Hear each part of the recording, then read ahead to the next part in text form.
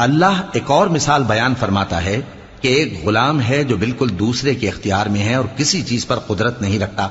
اور ایک ایسا شخص ہے جس کو ہم نے اپنے ہاں سے بہت سا مال طیب عطا فرمایا ہے اور وہ اس میں سے رات دن پوشیدہ اور ظاہر خرچ کرتا رہتا ہے۔ تو کیا یہ دونوں شخص برابر ہیں؟